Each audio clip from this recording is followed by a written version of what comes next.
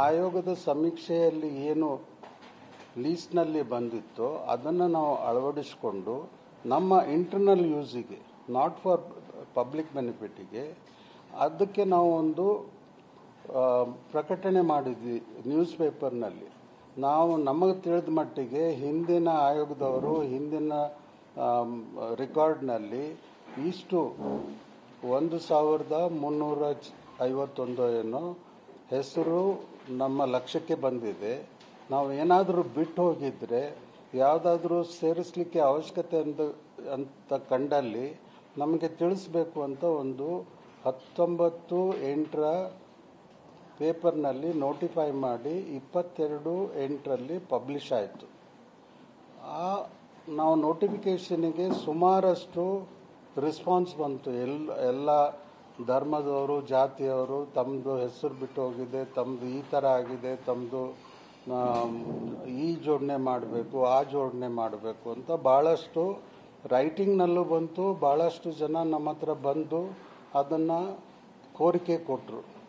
ಅವನ್ನೆಲ್ಲ ನಾವು ಕೋರಿಕೆಯನ್ನು ಎಕ್ಸಾಮಿನ್ ಮಾಡಿ ನಮ್ಮದೊಂದು ಕಮಿಟಿ ಮಾಡಿ ಅದರಲ್ಲಿ ಯಾವುದಾದ್ರೂ ಮಿಸ್ ಆಗಿದೆ ಅಂತ ನೋಡಿ ಅದು ನಮಗೆ ಪಟ್ಟಿಯಲ್ಲಿ ಸೇರಿಸಲಿಕ್ಕೆ ಯೋಗ್ಯ ಇದೆ ಅಂತ ಎಕ್ಸಾಮಿನ್ ಮಾಡಿ ನಾವು ಒಂದು 180 ಏನೋ ಒಂದು ಜೋಡಣೆ ಮಾಡಿದ್ವಿ. ಜೋಡಣೆ ಮಾಡಿದ್ದು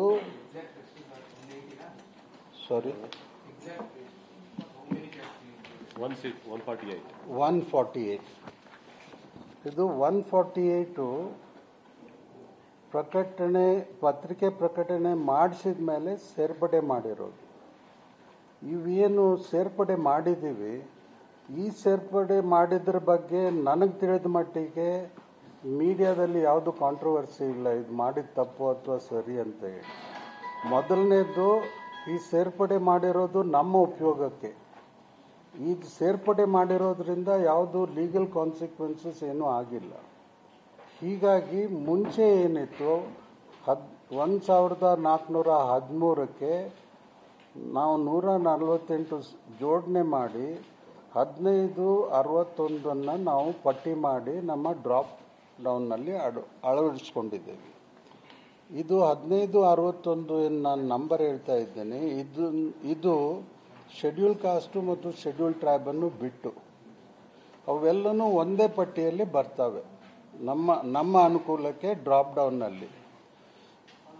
ಆ ಡ್ರಾಪ್ ಡೌನ್ನಲ್ಲಿ ಆ ಪಟ್ಟಿಯಲ್ಲಿ ಹಿಂದೆ ಏನು ಪ್ರಚಲಿತ ಇತ್ತು, ಹಿಂದೆ ಏನು ರೆಕಾರ್ಡ್ ಆಗಿತ್ತು ಕಾಂತರಾಜು ಅವರ ಸರ್ವೆಯಲ್ಲಿ, ಆ ಜಾತಿಗಳು ಸೇರ್ಕೊಂಡಿದ್ದನ್ನು ನಾವು ಅಳವಡಿಸ್ಕೊಂಡು ಇಟ್ಕೊಂಡಿದ್ವಿ.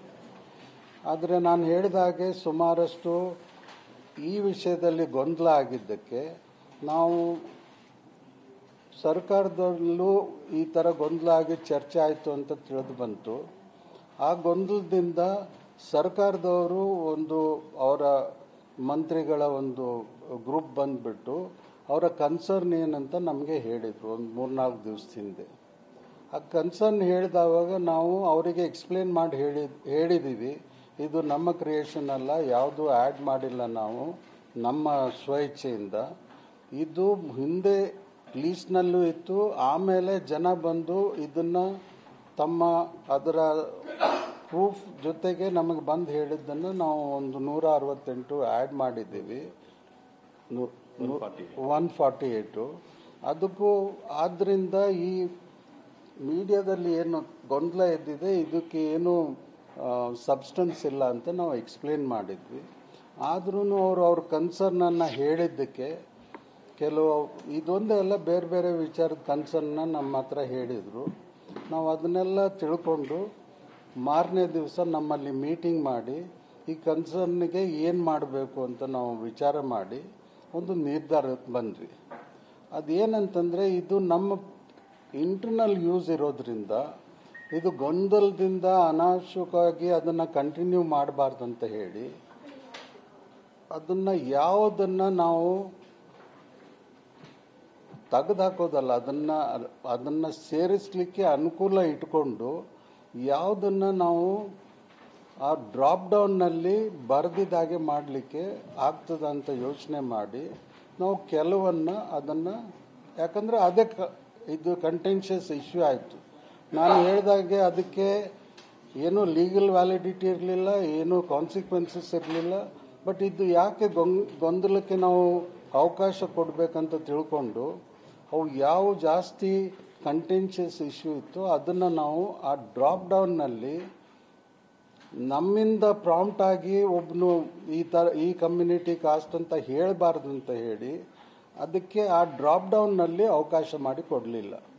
ಬಟ್ ಆ ಜಾತಿ ಇದು ಏನು ನಾವು ಪಟ್ಟಿ ಮಾಡಿದ್ವಿ ಮುಂಚೆ, ಅದು ಯಾರಾದರೂ ಬಂದು ಇದು ತಂದು ಇದೇ ಜಾತಿ ಅಂತ ಹೇಳಲಿಕ್ಕೆ ಅವಕಾಶ ಇದೆ. ನಮ್ಮ ಸಿಸ್ಟಮ್ನಲ್ಲಿ ಅದನ್ನು ಬರಿಬಹುದು. ಆ ರೆಲೆವೆಂಟ್ ಕಾಲಮ್ನಲ್ಲಿ ತಂದು ಈ ಜಾತಿ ತಂದು ಇದು ಅಂತ ಹೇಳಲಿಕ್ಕೆ ಅವಕಾಶ ಇದೆ. ಅವು ಯಾವುದು ಎಲ್ಲನೂ ಬಿಟ್ಟು ಇತರೆ ಅಂತಲೂ ಸೇರಿಸಲಿಕ್ಕೆ ಅವಕಾಶ ಇದೆ.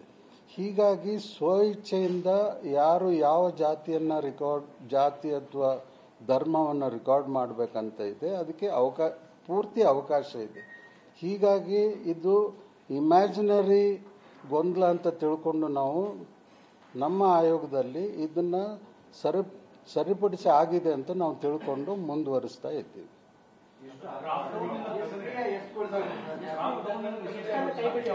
ಅಲ್ಲ, ಒಬ್ಬೊಬ್ಬರಿಗೆ ಕೇಳಿ ದಯವಿಟ್ಟು.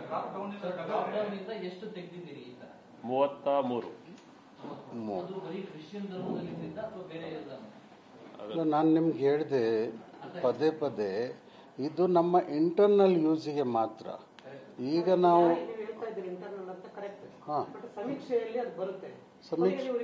ಸಮೀಕ್ಷೆಯಲ್ಲಿ ಬರೋದಿಲ್ಲ. ಸಮೀಕ್ಷೆಯಲ್ಲಿ ಯಾಕೆ ಬರ್ತದೆ? ಅದನ್ನ ತೆಗೆದಾಕಿದ್ರೆ ಹೇಗೆ ಬರ್ತದೆ? ಆರಂಭದಲ್ಲಿ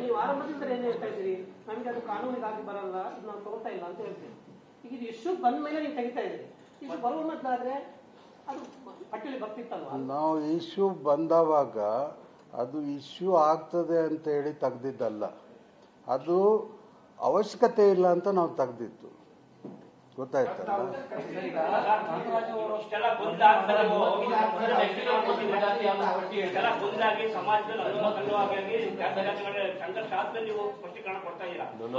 ಹಾಗಿಲ್ಲ. ಅಲ್ಲ, ಒಂದ್ ಸೆಕೆಂಡ್ ಅಲ್ಲ, ಅದನ್ನ ಹೇಳ್ತೇವೆ. 1 ಸೆಕೆಂಡ್. ಈಗ ನಮಗೆ ಎಸ್ಸಿನಲ್ಲಿ 101, ಎಸ್ಟಿನಲ್ಲಿ 50, ಮತ್ತೆ ಬ್ಯಾಕ್ವರ್ಡ್ ನಲ್ಲಿ 887 ಕ್ಯಾಸ್ಟ್ಗಳ ಹೆಸರು ನೋಟಿಫೈಡ್. ಅದನ್ನ ಹೊರತುಪಡಿಸಿ ಸಾವಿರಾರು ಜಾತಿಗಳು ಇರಬಹುದು.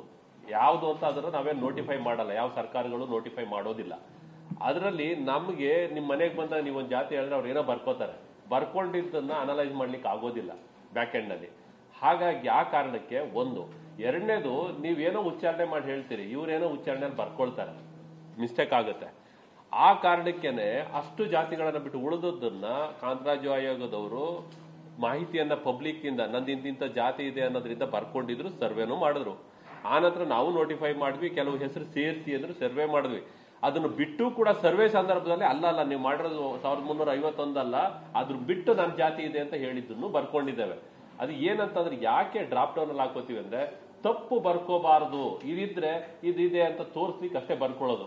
ಇಟ್ ಇಸ್ ನಾಟ್ ನಾವು ಸೇರ್ಸೋದಾಗ್ಲಿ ಅಥವಾ ಮಾಡೋದಾಗ್ಲಿ, ಇದು ತಪ್ಪಾಗಬಾರ್ದು ಅನ್ನೋ ಕಾರಣಕ್ಕೆ ಇಂಟರ್ನಲ್ ಎನಾಮರೇಟರ್. ಈಗ ಎನಾಮರೇಟರ್ ನಾವು ಒಬ್ಬ ಟೀಚರ್ ಮಾಡ್ಕೊಂಡಿರ್ತೀವಿ, ಅವ್ರಿಗೆಲ್ಲವೂ ಸ್ಪೆಲ್ಲಿಂಗ್ ಕರೆಕ್ಟಾಗಿ ಗೊತ್ತಿರೋ ಯಾರೋ ಒಬ್ರು SD ಹಾಕಿರ್ತೀವಿ.